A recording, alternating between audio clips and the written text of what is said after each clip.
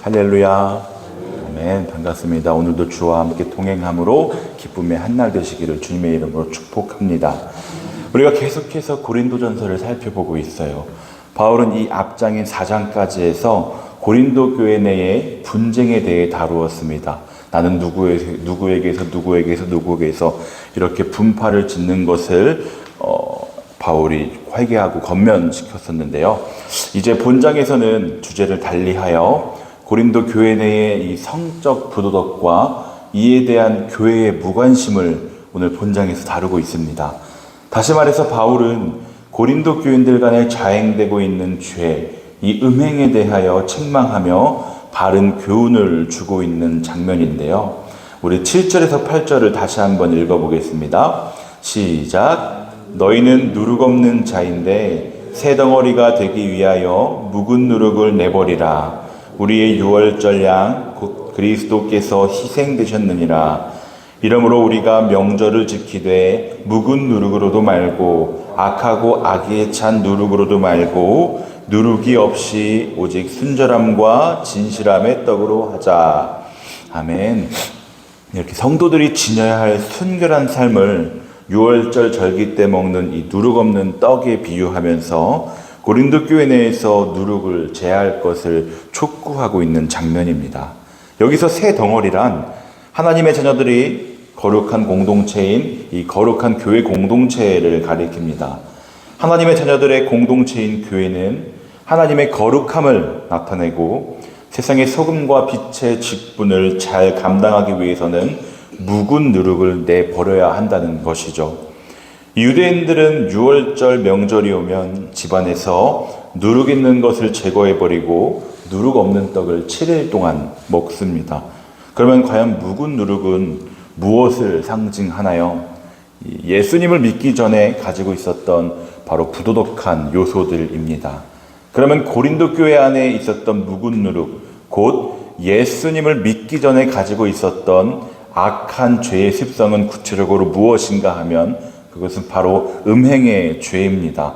우리 함께 1절 읽어보겠습니다. 시작. 너희 중에 심지어 음행이 있다 함을 들으니 그런 음행은 이방인 중에서도 없는 것이라 누가 그 아버지의 아내를 취하였다 하는도다. 네. 여기서 그 아버지의 아내라는 이 헬라어를 보면요, 계모라는 말과 거의 뜻을 같이 합니다. 이 계모와 결혼하는 일은 이방인들도 경악하는 크나큰 죄악이었습니다. 이 근친상간은 동성연애와 같이 하나님의 창조 질서에 도전하는 큰 죄악이었어요. 이 같은 죄는 모세의 율법에도 엄격히 금지되어 있는 것으로 이를 어기는 자에게는 저주가 선포되었습니다.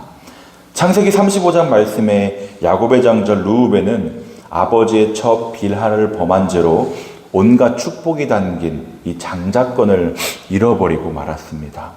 교회는 항상 순결을 지키고 보존해야 하는데도 불구하고 고린도 교회는 크나큰 악을 보고도 모른 채 하였던 것이죠. 우리 2절도 함께 읽어보겠습니다. 시작.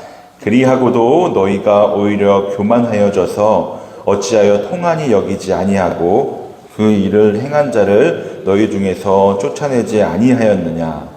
네, 교회 내에 이 같은 충격적인 죄악이 있음을 보고도 교회가 슬퍼하거나 그 죄악을 제거하기는커녕 오히려 그 죄인을 관대하게 여기고 있음을 바울은 지금 책망하고 있어요. 여러분, 이 죄에 대한 안일한 태도는 항상 위험한 것입니다. 죄에 대한 유일한 안전책은 죄를 보고 충격을 받는 것이라고 얘기합니다. 이 죄에 대해서 심각하게 우리가 느끼지 못할 때 우리는 이미 위험한 지경에 빠진 것입니다. 죄란 단지 비판하고 비난하면 되는 문제가 아니라 몹시 놀라 스스로 상해를 받으며 괴로워야 하는 것입니다. 이 기독교가 사랑의 종교이지만 그럼에도 불구하고 한 가지 잊어서는 안 될 사실이 있다면 이 하나님의 공의와 그 공의 앞에서 책임져야 할 인간의 죄악입니다. 3절에 보면 사도 바울은 묵은 누룩과 같은 죄, 곧 음행의 죄를 버리지 않는 사람을 징계하기로 확정을 하죠. 바울은 그런 사람을 징계함에 있어서 임의대로 한 것이 아니라 4절이죠. 주 예수의 이름으로, 주 예수의 능력으로 하였고 홀로 징계하는 것이 아니고 고린도 교인들과 함께 하기를 원하였습니다. 어떤 징계를 하기로 하였는지 함께 5절을 읽어보겠습니다. 시작. 이런 자를 사탄에게 내주었으니 이는 육신을 멸하고 영은 주 예수의 날에 구원을 받게 하려 함이라. 네, 고린도 교회의 범죄자들과 같이 자신의 죄를 깨닫지 못하고 따라서 회개하지도 않는 범죄자의 육신은 사탄에게 내주어 멸하도록 했습니다. 그러나 교회의 이 7위 목적, 그의 영혼만은 주 예수의 날에 구원을 얻게 하려는 것이죠. 육신은 인간의 마음속에 크게 자리 잡고 있는 부패한 죄의 본성을 의미합니다. 그리고 사탄에게 내준다는 말은 교회가 범죄자에게 출교를 선고한다는 의미인데요. 그러나 이처럼 범죄자에게 출교를 선고하는 것은 어디까지나 그가 회개하고 자신의 죄의 본성을 하나님을 믿는 신앙애로 복종시키게 하려는 데 목적이 있습니다. 회개하였을 때 그는 비록 교회로부터 출교라는 징계를 받긴 하였지만 그 영혼은 주 예수의 날, 즉 그리스도께서 재림하시는 날에 구원을 얻기에 부족함이 없게 될 것입니다. 왜냐? 죄를 지은 자라도 그 죄를 회개하면 용서해 주시겠다고 약속하셨기 때문입니다. 결국 궁극적인 목적은 구원하기 위한 사랑일 텐데요. 우리가 그 사랑을 기억하며 오늘도 철저하게 주님 앞에 엎드리며 나아가기를 소망합니다. 우리 6절도 함께 읽어보겠습니다. 시작. 너희가 자랑하는 것이 옳지 아니하도다. 적은 누룩이 온 덩어리에 퍼지는 것을 알지 못하느냐. 아비의 아내를 취한 큰 죄악이 교회 안에 들어온 것을 보면서도 그런 사람을 사랑으로 징계하며 애통하는 자세를 가져야 마땅함에도 불구한데 오히려 자랑하였으니 그것은 크게 잘못된 것이었습니다. 바울은 적은 누룩이 온 덩어리에 퍼지는 것을 알지 못하느냐 하면서 고린도 교인들을 경계시킵니다. 이 적은 누룩이 온 덩어리에 퍼지는 것은 죄악이 쉽고도 빨리 퍼져나가는 것을 가리키는데요. 이 죄를 끊어버리지 않으면 그 죄는 퍼져나가고 만다는 것이죠. 교회 안으로 점점 퍼져나가 마침내 교회 전체를 타락시키고 맙니다.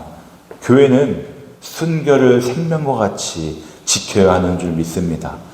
이 교회가 성적 타락이나 술 취함, 방탕 등의 죄악을 용납하여 세속화되면 맛을 잃은 소금처럼 아무 쓸데없이 다만 밖에 버려져 사람에게 밟히고 말 뿐입니다. 적은 누룩이 온 덩어리에 퍼지는 힘이 있는 것 같이 죄는 이 강한 전형성을 갖고 있어요. 하나님의 성령으로 거듭나서 새 사람을 입은 하나님의 자녀는 원칙상 누룩 없는 자입니다. 즉 죄 없는 자이죠. 물론 범죄하지 않고 사는 사람은 이 세상에 한 사람도 없습니다. 있을 수도 결코 없고요. 그러나 신자가 죄를 짓는 것은, 성도가 죄를 짓는 것은 하나님의 자녀된 신분을 거스르는 것입니다. 구약시대 이스라엘 백성들이 유월절을 지킬 때에 모든 누룩을 제거하는 것 같이 우리들은 거룩한 삶의 예배에 참여할 때마다 죄의 습성을 버려야 하는 줄 믿습니다. 묵은 누룩과 같은 음란함, 술 취함과 반항, 거짓말, 우상숭배 등의 죄를 회개하고 버려야 하는 것입니다. 그러면 쓴나물을 먹을 때 입맛이 돋듯 깊은 회개는 행복을 가져다 줄 줄 믿습니다. 불행한 삶이 행복한 삶으로 반드시 변화될 것입니다. 말씀을 마치려고 합니다. 하나님은 순결한 사람을 귀하게 사용하십니다. 그리고 순결한 성도는 하나님이 허락하신 은혜를 누리며 살아가는 것이죠. 이 약속을 저와 여러분들이 믿으시기를 바라며 행복한 삶으로 변화되는 모두가 되시기를 주님의 이름으로 축복합니다.